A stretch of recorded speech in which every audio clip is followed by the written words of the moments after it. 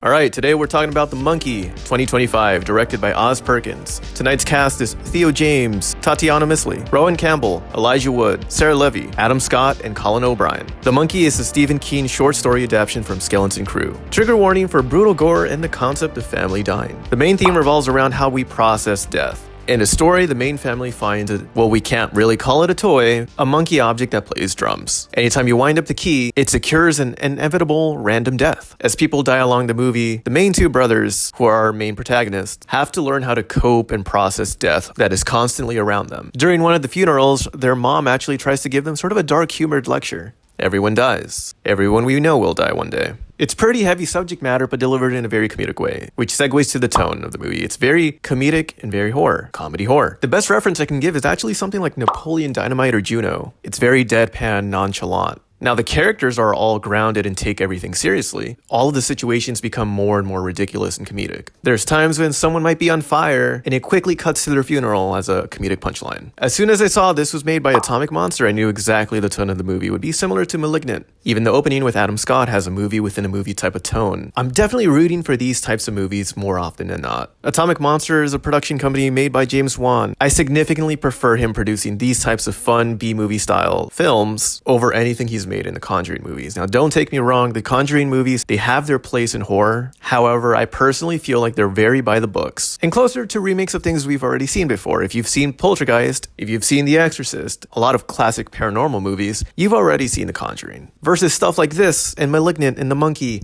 So much more fun, more experimental, something new and fresh. And I overall had much more fun with this than anything in the Conjureverse. Visually, this movie is very beautiful. There's lots of neon. It has that Maine, small town Stephen King feel. We visit houses in the middle of nowhere. We visit motels. It has an Amblin, Steven Spielberg feel to it, which is one of my favorites. The kills are really fun. They set up something similar to a Final Destination sequence, but using the monkey as a MacGuffin. All the kills are very experimental, new and creative. There's tons of people exploding. There's a hornet's nest. There's sharp objects being thrown around, which leads to the lore of the monkey itself. It's still mysterious. We don't know the origins of the monkey. We don't know where it comes from, or we don't know about how the unknown father originally obtained it. That's hugely, immensely part of the intrigue of the monkey's power. Is it just bad luck? Does it attract doom? Who created it? Why is it that whenever they try to destroy it, it always resurrects or teleports? Is there magic involved? Only thing that is confirmed is that whoever turns the key on the monkey is the only person who cannot die. Because of this tone of comedy and horror, I think I actually would have enjoyed it much more if I watched it at home rather than in theaters. While the theater definitely had some laughs with plenty of people enjoying some of the kills and you heard like, oh my god, no. And it was still quite fun. Maybe people were expecting something else entirely. Especially because the movie before that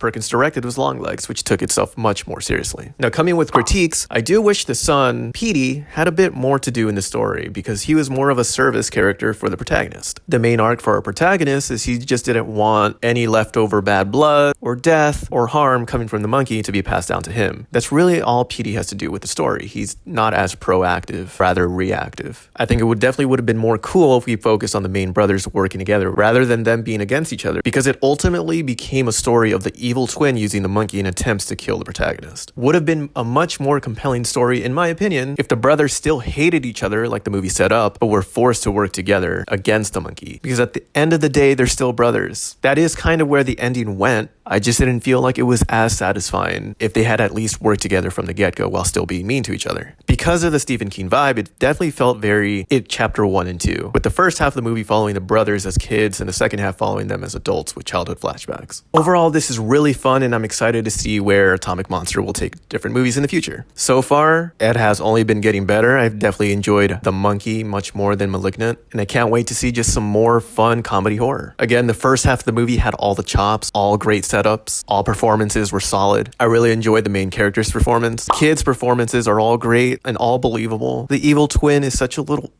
brat, which lets me know all the actors did a great job on this. Great choices of songs in the soundtracks. Visually great. Overall, an enjoyable time. There was a few moments that felt a little slow and dragged just a bit. And I totally did not know that Thrasher, who's a very funny character played by Rohan Campbell, was Corey Cunningham from Halloween Ends. I want to see him in more movies. He's freaking great. On a critical rating, I might give this a 6 or a 7.